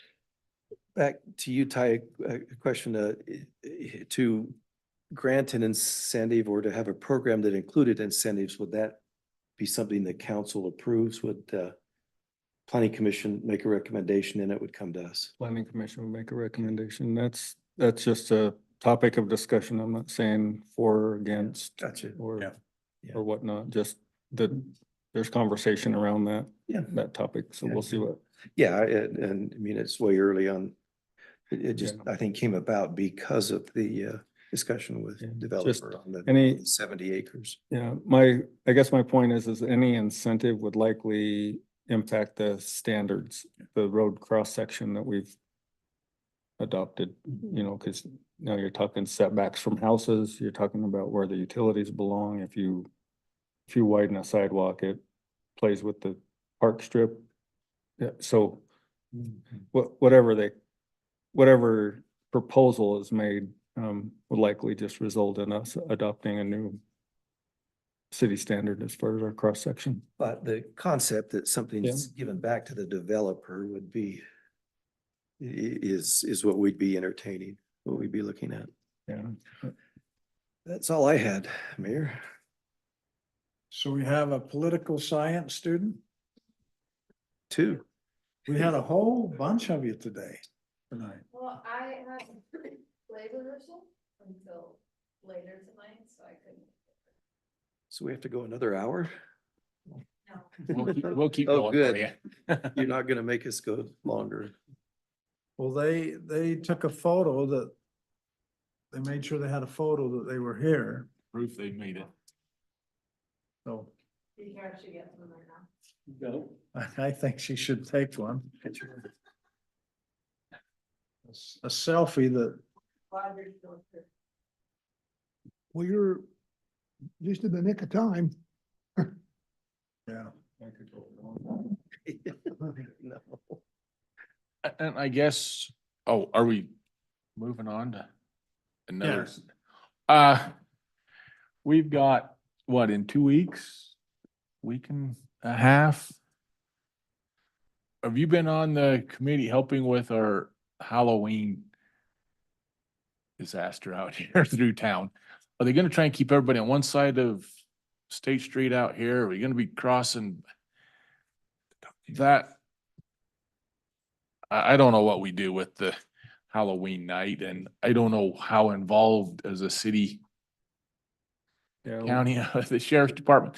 So, Back and forth out here is, yeah, so our. that's last year. Our involvement's pretty minimal. The Chamber of Commerce has decided to own it. Nobody's owned it before, which is also part of the problem. But on our side, we've made sure that the sheriff's office is aware and ready to help with traffic control. But I don't think there's any plan to restrict it to one side of the road because there's businesses on both. But the idea is also to create a loop down Commercial Street, clear back up to Double Slide Credit Union and back. So the loop might help a little bit instead of just all the back and forth and zigzagging. But yeah, It brings a lot of people. yeah, Wow. And It's- there's a it's really- few trunk or treats going on at in other places, church parking lots. Other places. but it's so disorganized. That's why it's such a good That's event. why it works. Why it turns out so well. It's just I think we import for all. yeah, we do a flash mob. Oh, man. Can I ask a question? I don't even know how it works. I always wondered this, is it such a burden on the businesses here in Morgan? Because a lot of people do come in from out of town. And what maybe it started as a nice marketing tool, I wonder, is it a financial?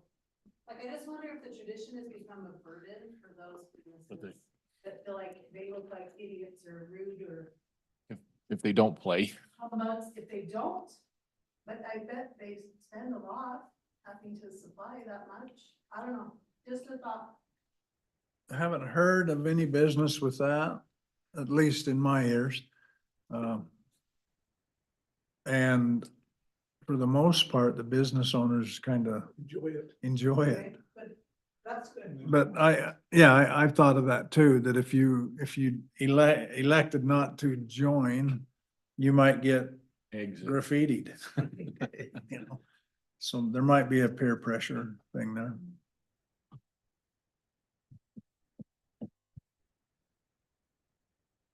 I have just one question.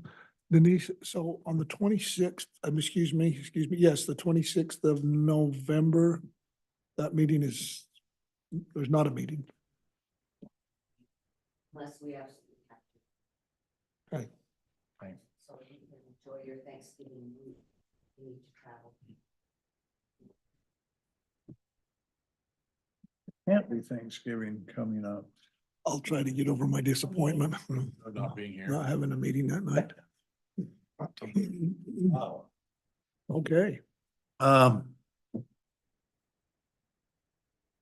Okay, city manager updates. Okay, so just to follow up to the Rippler, I didn't mention this during the warrants, but that's only 50%. So we pay 50% now and 50% when we install it. So it'll be like 58,000 or something like that. So anyway, we'll see how well that Rippler works, but it sounds like a lot of money, but if it creates capacity in the sewer, it's relatively. So are we exceeding standards it appeared? We're not, No, we just have a sewer operator that's really intent on perfecting okay, everything. making it even everything better he than it touches. is, huh? Yep. All Trying right. to stay ahead of the game. Trying to stay ahead. Yep. There's Okay. a couple big pops that. Yep. are I could potentials. maybe we talked a little bit about this last meeting, but our permit comes up in 2025. And so about 6 months before, a lot of the capacity, if you want to call it that, in the sewer system will come just through the permitting process. So right now it's kind of an artificial cap on gallons per day, and that can be way extended if we can prove that our lagoons are healthy. And we are a long ways away from our phosphorus and other limits. So that's our plan, is when we reapply that we'll apply for the growth. Benefit from some of the things we've already done. No, everything that we've already done, Good. right? Yeah. So, because that was kind of asked before, what if we add another 150 homes or whatnot? A lot of that capacity on the permitting can just be handled during the permit process. Mhm. So we plan on doing that.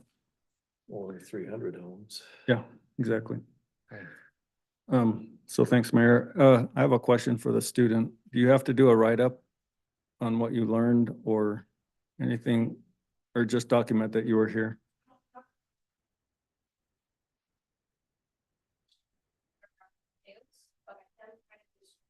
Taking notes? So I'll give you a freebie. So I'm a city manager, and then we have the council, and that's separation of duties. So you have the legislative branch and the administrative branch. So the legislative branch has delegated the administrative authority to a city manager, and that's how we accomplish our separation of duties. So you'll be the only one that puts that in your paper. That'll Because get you an A. we didn't explain that to the, Teacher will be impressed. I thought I'd just throw you a freebie for your late, Good Coming work. for your late. late night. So, So you can go on the webpage and you could get a agenda of the meeting tonight and yeah, there you go. You got it right there. And the YouTube's also out there on our website of the meeting. so that's the portion we're at right now, is administrative updates, where I'm just giving updates to council. They're not decisions. They're just letting them know what's going on in the city. So, The council who is legislative. yep.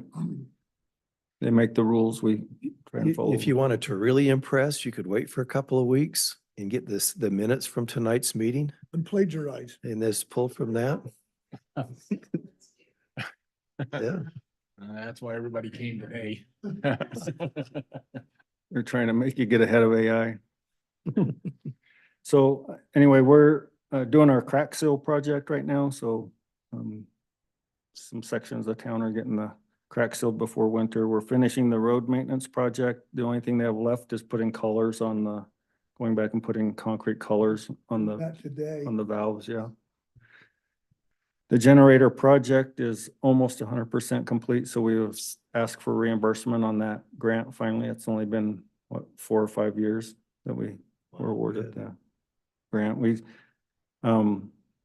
We fired one up, the big one, and tested it at the well and let it operate the well. We cut the power to the well and let it operate the well all by itself, and it did a good job. It had a noise in it, but it was just an engine mount that they came back and fixed for us. So What percent of its capacity do you think it runs for the well? for the well, I think it was, I want to say it was like at 57% of the capacity of the generator. Yeah. Nice. It's pretty So if we did beefy. have a Yep, so hurricane, tornado, and we just, lost water, that would be a way to get residents water. or a long-term power outage. So the idea is if we had like another week without power, our sewer is already on a automatic generator, automatic backup. And then these portable ones can be positioned at any of our wells, and the smaller one can go to any of our buildings. So booster station or gives us a little flexibility. And then this office will be backed up, and it's been installed, and That's right out here. yeah, and it exercises or runs once a month. Ensure it's running. Just to keep it going. And so anyway, that's exciting that's almost Yeah, done. no, good report. We put out an RFP for our State Street project for engineering and project management. And so we'll see in a couple weeks if we have any takers on that, just to manage that, burying the power line on State Street and down 400 East. That's moving forward. And then there's this thing called Operation Greenlight. I don't know if you've heard of it. The county's doing it where from November 4th to November 11th, they light the building up green in recognition of veterans. And so I said if they wanted to light up our building, would probably be okay with that, just so both buildings are the same. So that's kind of cool. They would provide the light. Yeah, yeah. They Okay. just asked us if we wanted to participate. Absolutely. So I had never heard of that before. No. So that's good. And then just a heads up, in November, the UAMPS is starting a natural gas power project. I think I've talked about that before. It's 2 different generator plants. One is a base load in Idaho, and the other one's a peak plant in Millard County.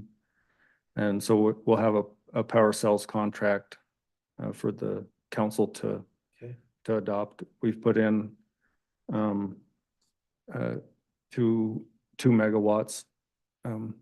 That has been our request, which replaces the 1.5 that we had in the carbon-free power project, and then also accounts for some future growth by the time it comes online. Good. So Miller County, though, that's IPP. They're not the same. nope, they're not the same. Yeah, IPP's in Delta, Miller County. yeah, there's several. This is new Miller- construction. This is new. Okay. So it has all the terms and participation and risks and all of that in a power sales contract that we sign up for. And if they can make a project go, it'll go. If not, it'll die, and we'll just owe. A lot like the nuclear. Yep. Yeah, so there's subscription, if permitting doesn't come through or we can't hit the price targets that we're after, then the project would be voted down. How long of a period to completion, Um, considering permitting and construction? I can't remember. I want to say 2028. Okay. So not terribly long. 28 or 29. It's not 10 years out anyway. No. Yeah. And all the technology exists. It's just. Have you seen the subscription yet? How it's going? So, yeah, right now we're right at about 85% just with the UAMPS internal. And there's interest from UMPA to also be part of the Okay. project. And so The base load's like 360 megawatts, so it's pretty sizable, and 85% would be, is that a percent of the UAMPS members or just 85? project. Right? of the 360 megawatts, Yeah, okay. so of the need, so it could go up, yeah. Taking what amounts? Yep. So anyway, that's all of my Yeah, no, that's good to hear. administrative updates, unless you have any, You wouldn't have had that 6 months ago or wouldn't have known about it? the project. Yeah, the base power and the peak, yeah, the projects. Not the details. We started a study project over a year ago where we even proposed Morgan as one of the sites. Okay. So they asked all the members where you have access to transmission lines and natural gas, high pressure natural gas and space, and we put in on it, but they looked at elevations, like for efficiency on the plant and air permitting and stuff like that. It seemed like when UAMPS came, what's the fellow's name, Mason, Mhm. gave his presentation, there was some maybe weakness on our part in base load. As a membership, yeah. Yeah. Yep. So this goes a long way, that it sounds like, to maybe helping that. Yeah. Helping us. Yeah, and if we're resource deficient, we're gonna start getting fined. So everybody on the grid has to cover their own use. You can't just buy power off the market anymore, because it's getting pretty tight. You can't buy it if you're not gonna use it. Well, you have to have the capacity to generate it. You can still choose to buy it, but you can't take more power than you have the ability to generate. I see. Anybody that's connected to the grid, just to keep the lights on. Yeah, And that makes sense. yeah, a lot of that's Somebody's because, gotta well, spin the. with all the turbo. solar and Yeah. with all the solar and stuff, nobody has power for at night as Yeah. base load retires, so. So anyway, that's kind of where we're at. We'll talk more about that when we have the power sales contract. Okay. Is that before the end of the year? Will that be before the end of the year? Yeah, so we'll have the power sales contract probably at the end of this week. Gary and I attended a meeting where they reviewed it chapter by chapter, and then the final version will come out at the end of this week. Okay. And it has to be adopted in November before December, so. I just got one area that I get a lot of questions about. So under the Young Street Bridge, the sidewalk, wonderful, it's awesome. Like, well, that's gonna be underwater, and I said, it's Yep. designed to be that way. Yeah. Are we gonna put a chain or something up there, or just enter it on risk if it's underwater?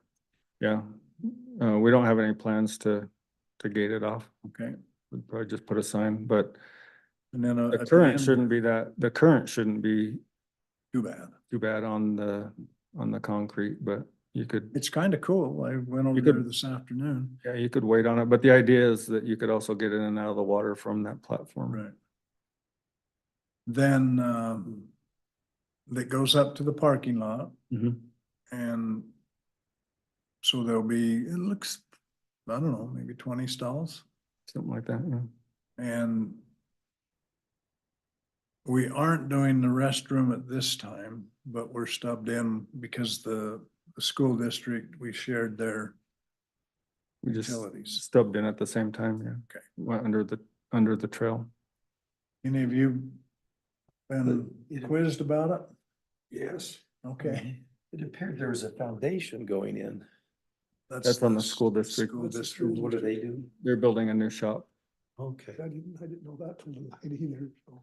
Yeah, so, Maybe that was the restroom, yeah, so where their shop is located, they're moving from, the bus shop. no, from the maintenance shop by the dentist's office. They're building a new facility to, Brick building. Yeah. yeah, they're moving that one, so. And that has a different use coming. Mhm. Red brick building. Yeah. Piece of property. Yep. Is it public yet? I would say not for us, but I think they have addressed it at at a board meeting. So it's probably can't, If they have at the board meeting, we could ask it. Yeah. It's a school deal, so. Yeah. But, and then over there, just so if you do get other questions, because we have heard it's all weedy and stuff like that, it's still under construction and, the last phase will be to do some landscaping, so it'll probably get some rocks and, Might be spring. yeah, Yeah, I mentioned that to you, that one. Yeah, exactly. Pieces trail is. Okay. yeah, we'll dress it up. And the entrance, we're seeing some movement. Had some people ask, what are they doing there? They're just digging, Yeah, they're moving dirt. digging around, so we, right now, we're working on the signs for both the entrance and then the one on On the the hill. corner of, we just met with that sign company today just to get the bases in and you'll start to see the sign stuff probably end of this week or next week where the railroad ties are coming up out of the And ground. a month. Yeah. Been a little delayed and challenging with the pipelines and the fiber in the ground, and there's quite a few utilities on that corner. Yeah. We're working around, so. It's coming. Deal. so is it possible to have as big a flag and a pole as a guy does up in Hannaford? So, not with the power lines. So we actually have to move the pole from where it was designed because of a pipeline. And, we're finding out right now if it's a wire that can be taken down, because it's gonna interfere with a overhead power line. So where we come into Commercial Street on that, when you get under the railroad and turn to Commercial Street, is there a possibility to put it in there? I think there's power lines right there as well. Put it on the M. There's a newer flag on the M, but it's not big enough to make your heart skip a beat. Not a $5,000 flag. Yeah. Every time you replace it. Well, that one in Hannaford, Huge. it's awe. It's even lit up, isn't it? Yeah, it's just Solar. beautiful. And we're bigger than Hannaford, so we should have something patriotic that way. Yeah. Okay. Is there any more discussions? Well, this is the funnest part of the whole night. This meeting's adjourned. Thank you for coming.